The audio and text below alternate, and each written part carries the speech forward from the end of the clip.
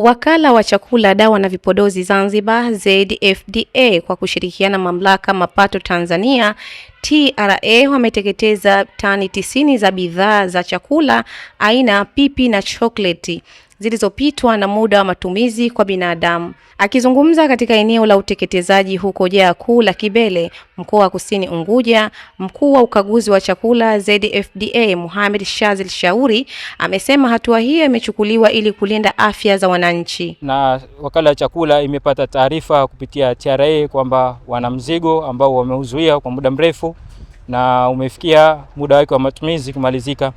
Kwa hiyo wakala wa chakula kama wasimamizi wa zoezi la uteketezaji wameshirikiana na mamlaka za mazingira ZEMA pamoja na manispaa kuhakikisha kwamba mzigo huo unateketezwa kwa vile haufai tena kwa matumizi ya binadamu. ZFDA kwa kushirikiana na manispaa ambao ni wasimamizi wa hili jaa, tunahakikisha kwamba bidhaa zote zilizofika hapa zitaharibiwa na zitafukiwa kiasi ya kwamba hakuna mtu ambaye ataweza kuzifukua. Lakini pia tunahakikisha kwamba hili jaa linalindwa.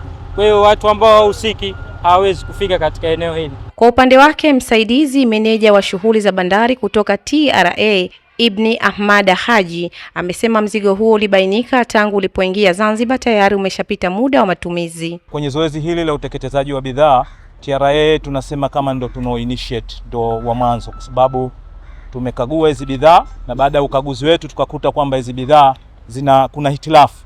Sasa ili kuconfirm hiyo hitilafu huwa tunaomba consultation kwa wenzetu wa ZFDA ambao wanashughulika na chakula na madawa. Kwa hiyo wao baada ya kuwapelekea wakathibitisha kwamba kweli hizi bidhaa hazifai kwa matumizi ya binadamu kwa sababu tayari zimepita muda wake. Mfanyabiashara kwa kweli ule mzigo tunasema kama aliutelekeza, kwa sababu ule mzigo ulikaa baada ya yeye kujua, kwa sababu tuliangalia ile tarehe ambayo ime-expire na tarehe iliyokuja, ikaonekana kwamba ule mzigo unafika pale tayari umeshafanya nini? Umesha expire. Kwa hiyo yeye mwenyewe tukajaribu kumtafuta, kuwasiliana naye, lakini ule mzigo yeye alisamehe, aliuacha. Kwa hiyo sisi hatuwezi kuacha pale ule mzigo ukiendelea kukaa pale galani. Kwa hiyo ndo tumefanya taratibu za ku-distract. Hivyo tutoa wito kwa wafanya biashara hasa waingizaji wa bidhaa hapa Zanzibar kuzingatia usalama wa chakula kwa kukagua ubora na muda wa matumizi ili kulinda afya za wananchi wa Zanzibar.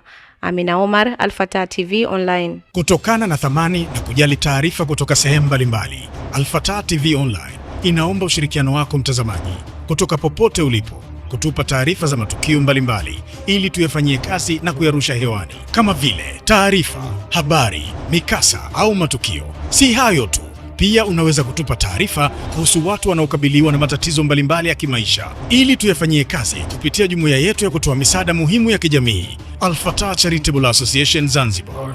Wasiliana nasi leo kupitia namba zetu za WhatsApp alama ya kujumlisha 25577784849.